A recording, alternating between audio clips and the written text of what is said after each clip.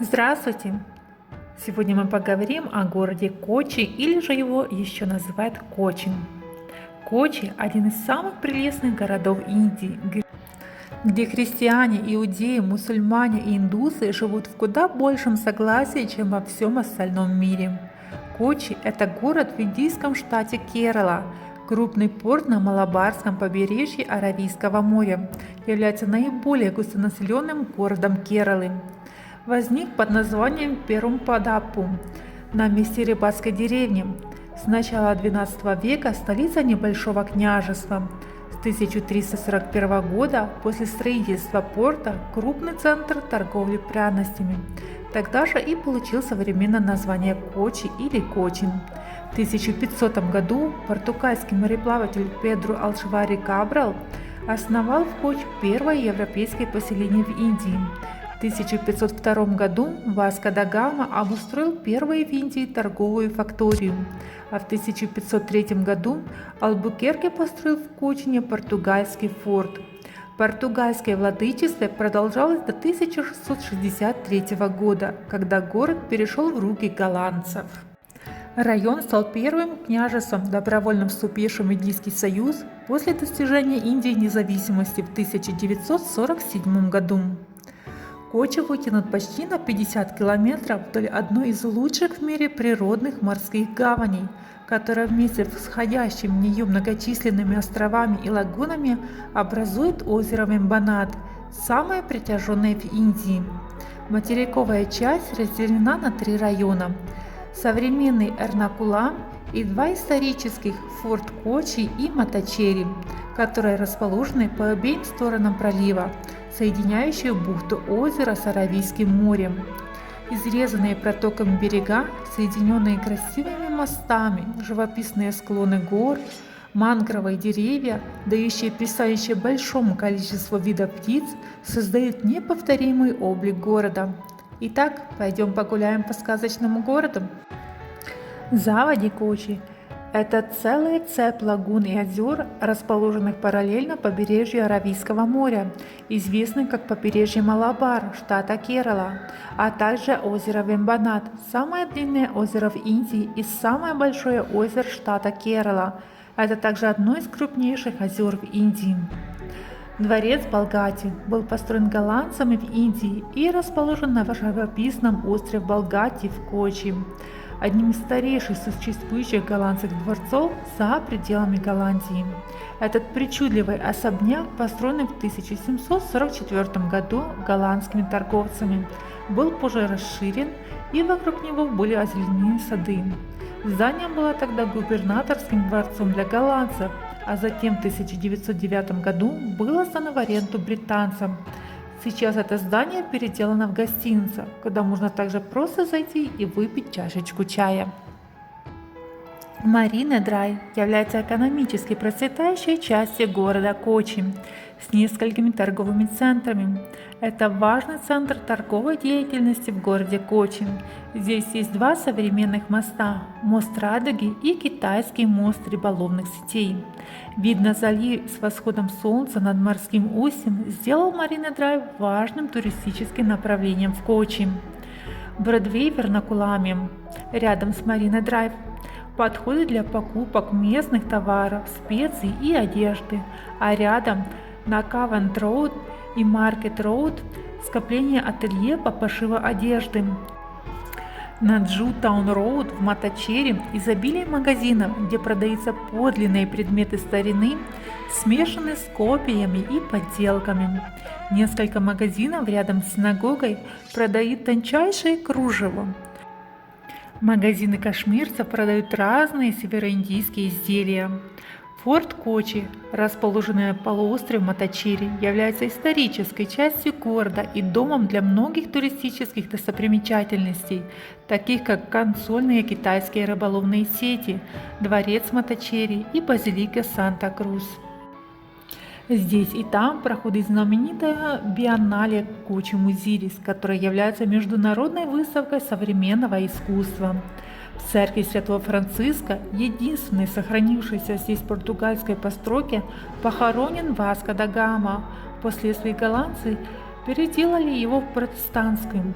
Останки великого мореплавателя в 1538 году были возвращены в Португалию, но его здешнюю гробницу, вделанную в пол и окруженную медной оградой, все еще можно видеть с южной стороны церкви. Рядом с церковью Святого Франциска находится открытая площадка площадью около 4 гектаров. Это парадная площадь, где португальцы, голландцы и британские колонисты проводили свои военные парады и тренировки. Здания вокруг парадной площади служили их оборонными учреждениями. Это продолжалось до тех пор, пока Индия не обрела независимость в 1947 году. После независимости парадные земли стали спортивной ареной, где проводятся турниры по крикету и футболу. Ворота ВОС, обращенные к парадной площади, еще одна достопримечательность форта Кочи, построенная в 1749 году голландской Ост-Индийской компанией. Ворота имеют монограмму ВОС, отсюда и название. В начале XIX века в форт Кочи появилось много элитных клубов. Кочинский клуб – один из известных клубов. Отель с красивым садом расположен напротив церкви Святого Франциска. Клуб был ранее известен как английский клуб. Записи говорят, что Кочинский клуб был местом проведения крупных собраний британцев и что его членами были элита Кочи. Клуб по-прежнему хранит списки своих старых членов клуба и фотографии их участников на вечеринках. Элегантная библиотека и спортивные трофеи прошлого – это достопримечательности клуба. Здесь предоставляются условия проживания и питания, но алкоголь в помещениях клуба не подается. Дом епископа расположен на небольшом холме возле площади парада. Первоначально он был построен как резиденция португальского губернатора в 1506 году. После голландского завоевания в 1663 году здание попало под их контроль. В 1888 году дом Иос Гомес Феррейра, 27-й епископ епархии Кочи, приобрел его и сделал его епископским домом. Стоя среди пышной зелени, с характерным большим готическими арками и колоннами, дом епископа излучает элегантность, которая усиливается с каждым столетием. Хотя с 1888 года дом подвергся многим изменениям последующими епископами, основная структура не была изменена. Многочисленные обширные коридоры, гостиные, деревянные лестницы, витражи сохранили свои неповторные очарования. Внутри епископского дома на больших стенах выставлена серия из 36 картин. Эти картины изображают события в истории, которые привели к формированию католической церкви в штате Керала с момента прихода португальцев и к установлению и росту епархии. Индо-португальский музей расположен в помещении дома епископа, отображает различные артефакты, собранные из разных церквей. Музей, сохраняющий богатое наследие индо-португальской культуры, искусства и архитектуры в штате Керала. В музее находится бесценная коллекция артефактов, которые показывают португальское церковное наследие в форте Кочин и в прилегающих районах.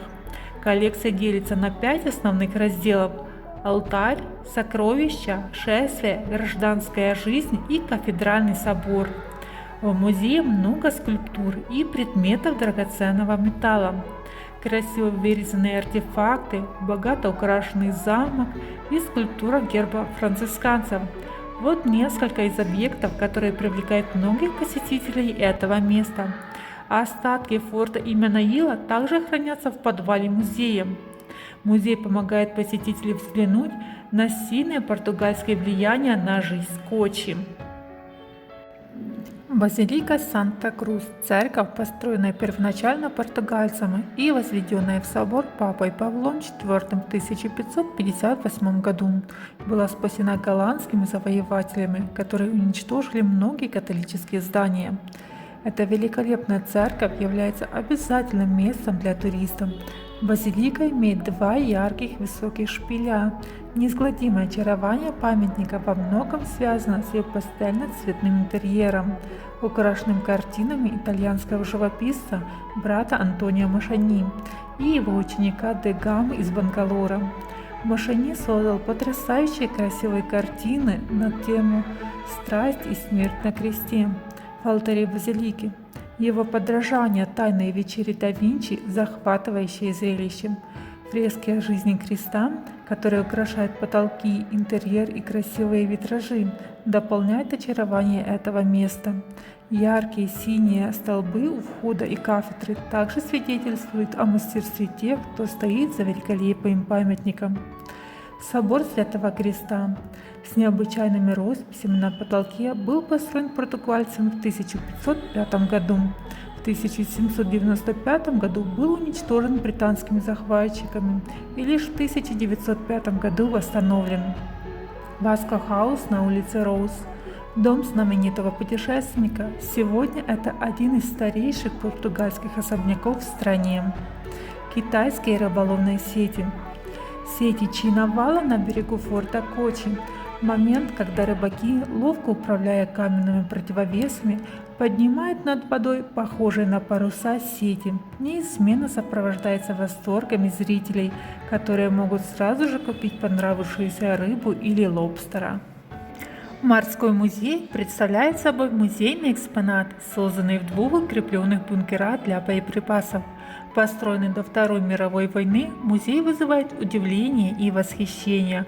Он был создан в 2001 году с целью ознакомления с морской историей Индии. Один бункер изображает морскую историю Кералы, а другой – историю и эволюцию индийского флота.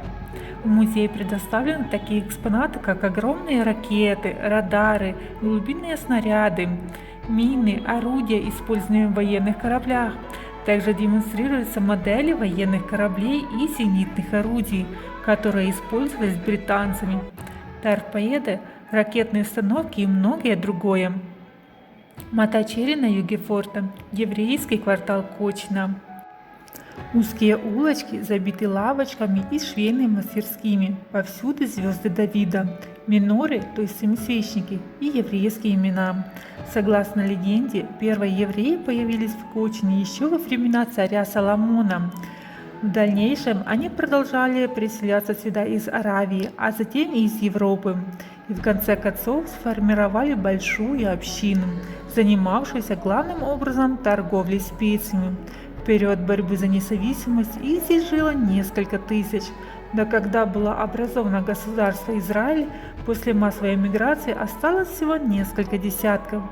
Еврейская синагога или синагога Парадеси. Самая старая синагога, расположенная в Кочи. Синагога была построена в 1568 году Кочинской еврейской общиной. На висящих здесь медных пластинах записаны права на землю на побережье, предоставленные еврейской общине еще в 379 году нашей эры.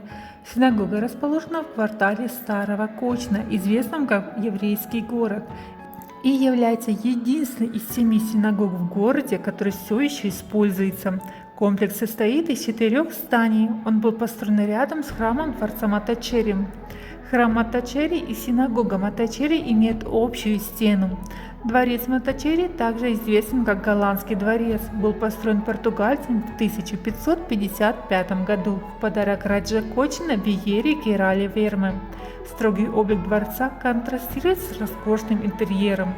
Дворец представляет собой четырехугольное сооружение с внутренним двором в середине. Во дворе расположен небольшой храм, посвященный Пажаянур Бхагавати, защитной богине королевской семьи Кочи. Есть еще 2 храма по обе стороны дворца. Один посвященный Кришне, а другой Шиве. Дворец славится большим количеством фресок. Фрески и картины здесь относятся к XVI веку.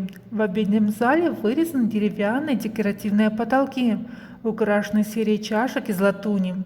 Дворец также содержит редкие предметы традиционных полов Кералы, которые выглядят как полированный черный мрамор, но на самом деле представляет собой смесь обгоревших скорлуп кокосовых орехов, древесного угля, извести, растительных соков и яичных белков.